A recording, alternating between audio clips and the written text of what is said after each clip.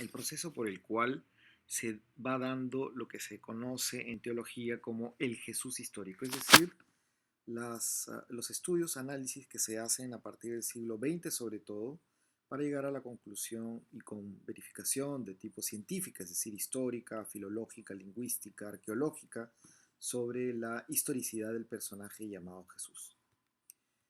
Bien, en el siglo XVIII se comenzaron a difundir corrientes racionalistas, como ustedes saben, la Ilustración, que desde David Strauss, quien en el año 1835 publicó La vida de Jesús, considerada desde un punto de vista crítico, él postulaba que los primeros evangelios no tenían una finalidad histórica, ¿no? Sino que tenían el interés de eh, justificar, diríamos, la persona de Jesús de una manera más bien legendaria, ¿no? De una manera mítica.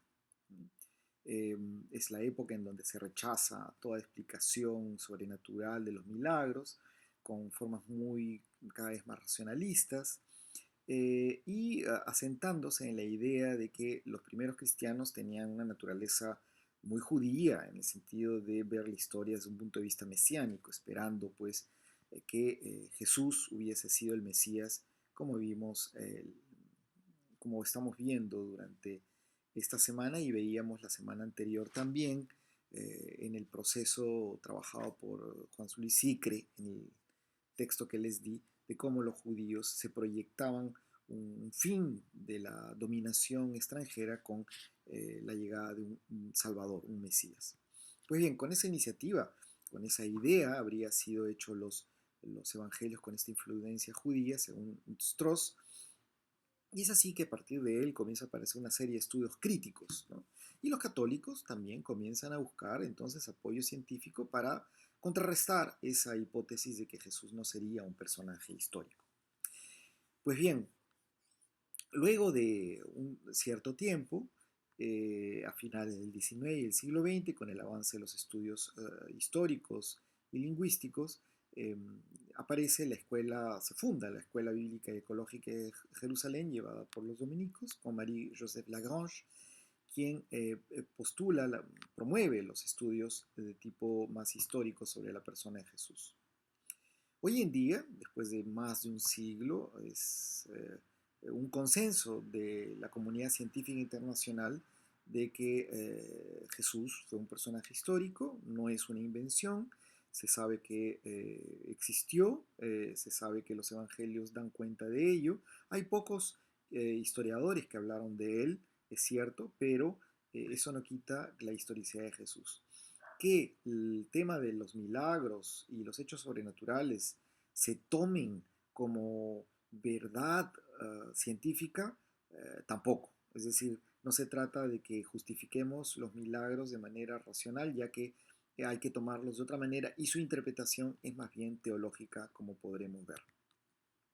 John Mayer es el gran estudioso que es el que diríamos en el siglo XX ha trabajado más el tema del Jesús histórico y es él el que en realidad da pie en unos tomos muy importantes, muy voluminosos de este autor sobre Jesús, ha podido dar cuenta de su historicidad, ¿no? Sobre todo el libro más importante en 5 volúmenes es el llamado Un judío marginal, repensando al Jesús histórico que ha influido mucho en la historia, en la historicidad de Jesús.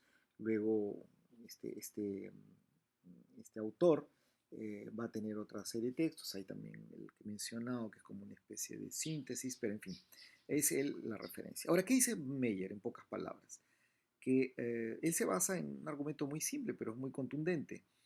No es posible que un grupo que quiere postularse como un grupo referencial, difundir una idea, muestra a su líder subalternizado, es decir, eh, ustedes saben la escena en que él va a pedir que lo bautice Juan, es decir, se subordina ante la autoridad de Juan el Bautista.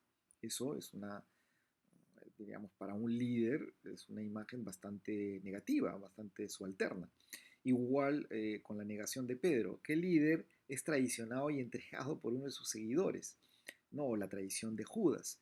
Entonces, esos son hechos que llaman la atención en la biografía de un líder. Y la misma idea de un líder crucificado es algo propiamente que él llamaría el material embarrassment eh, material, ¿no? Es el material que embarazoso, avergonzante, podríamos traducirlo.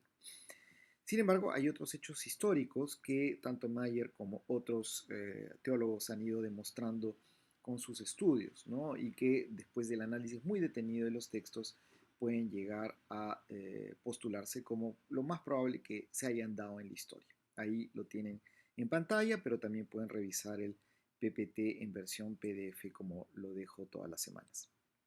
Entonces, para poder llegar a esta conclusión de que Jesús fue un personaje histórico, se plantean tres búsquedas, es decir, tres periodos en que se ha hecho esa búsqueda, ¿no? Desde fines del siglo XIX, la primera búsqueda fue tras las huellas de la vida de Jesús, sobre todo centrándose en los evangelios canónicos. ¿Recuerdan esta idea? Evangelio canónico tiene que ver con canon, es algo que veremos la semana siguiente. Son los primeros estudios que tratan de hurgar en los evangelios la historicidad de Jesús. Pues bien, aquí en este esquema ven simplemente cómo los evangelios fueron inspirados por tradiciones orales, por textos que probablemente fueron recopilados y pasados de comunidad en comunidad. Como este tema lo vamos a ver en la construcción del canon, lo dejo allí.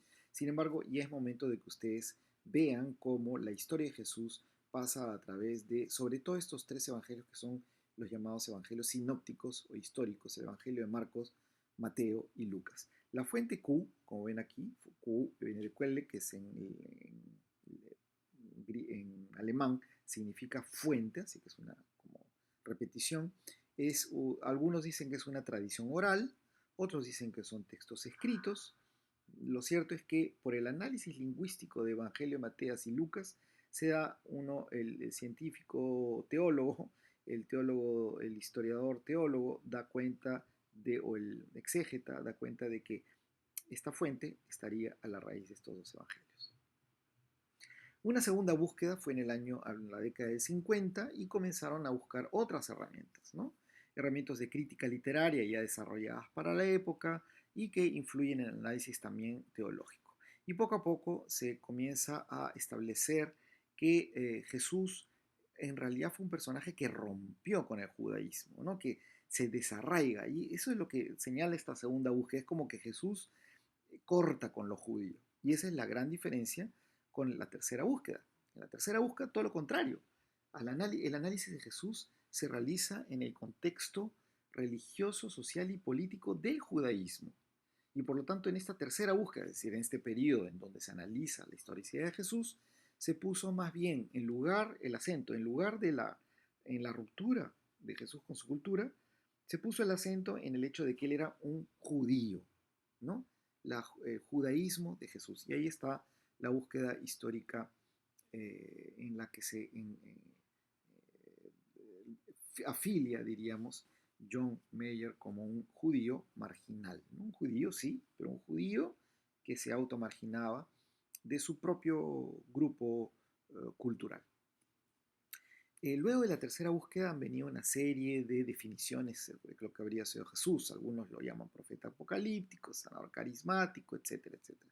Todo esto lo van a ver en el texto de Pagola, que resume bastante bien todo este proceso histórico de la vida de Jesús y todos los estudios realizados en torno a Jesús. Bien, entonces al final podríamos concluir que los dos eventos más importantes que son para casi todos los científicos, sino todos los que realmente han trabajado este tema a fondo, estos dos hechos son los que históricamente pueden tener una comprobación histórica. Que Jesús fue bautizado por Juan el Bautista y que fue crucificado por orden del prefecto romano Poncio Pilato. Son los datos más fidedignos que uno puede encontrar en las fuentes y análisis históricos. Pues bien, luego de ver es cómo la idea de Jesús histórico está ligada a un sesudo análisis histórico, filológico, lingüístico, exegético. Exegético viene de exégesis, que es el análisis de textos muy minucioso, que se aplica sobre todo al análisis de los textos bíblicos, ¿no? Hay todo un instituto bíblico en Roma, etcétera. Es, diríamos, una ciencia propiamente hablando, ¿no? Más allá del tema de la fe. Pues bien, el tema de cómo fue Jesús viene ahora cada vez más ligado a estos análisis históricos, ¿no? Hay que salir de esa idea de las películas que nos muestran imágenes exageradas de Jesús, un poco no fiables en este análisis histórico. Desafortunadamente esto no se comunica, sino más, ¿no? Es como un estudio más académico. Jesús, bueno, tiene, como ustedes pueden ver, todas estas imágenes a través de la historia que son estereotipos, es decir, son copias de copias, son como memes que van circulando y a nadie se le ocurre pensar si fue o no fue así, ¿no? Todos lo pintaron de acuerdo al modelo que se difundió en la cultura europea del siglo IV, V en adelante, lo fueron viendo como uno de ellos, ¿no? Por eso este aspecto, diríamos hoy día, caucásico. Sin embargo, esta es la imagen que hoy en día circula un poco más, eh, que es una que se hizo por un grupo de científicos hace ya algunos años y que, diríamos, ayudó en mucho en los estudios que se habían hecho arqueológicos en torno a cráneos encontrados en el mismo lugar en donde murió Jesús, en, en, en Jerusalén, y que por lo tanto corresponden con un personaje de, de su grupo étnico, ¿no?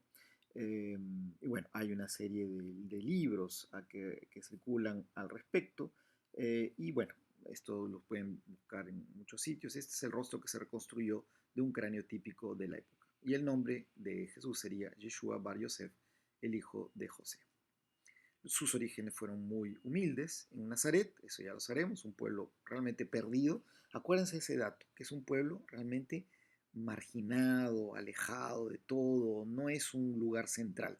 Eso es importante para leerlo en el proceso de la historia de la salvación. Él vivió en Galilea, que era una región también de pescadores, de gente obrera, ¿no? Gente muy sencilla. 80-90% era población campesina, producía olivos, vino, ¿no? Y era una realidad social con muchas injusticias la que vivían en aquella época en el reino de Jerusalén, que como ustedes saben, ya lo hemos visto en la semana anterior, era un reino muy disminuido, conquistado por los griegos, que dejaron ahí una dinastía de la cual descendía Herodes Antipa, Herodes el Grande, y que había sido influida ya por la cultura romana que los conquistaron.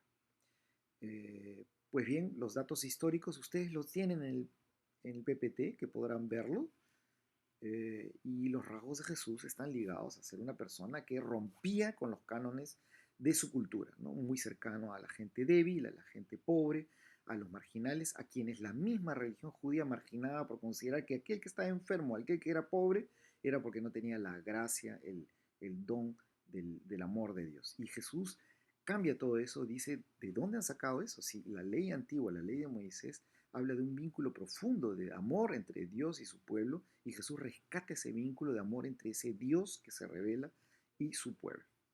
Bien, algunas de las ideas las pueden ver ya en el texto de Antonio Pagola, se los dejo para que las revisen. No quiero detenerme mucho más acá porque lo tienen ya en el PPT, es simplemente cuestión de que lo lean. Algunas otras anotaciones las doy en la presentación de mi video de la semana, por favor, ténganlo en cuenta, escúchenlo, véanlo y veamos la relación sobre todo entre cómo Jesús es un judío que hereda la cultura judía, esta idea de salvación y de revelación, y cómo él la lleva a su plenitud. Ese es el punto, cómo Jesús cumple y hace plena la revelación del Dios de Israel, un Dios que se revela a los más necesitados, a los más marginados. Y por lo tanto se revela como amor. No lo olvidemos.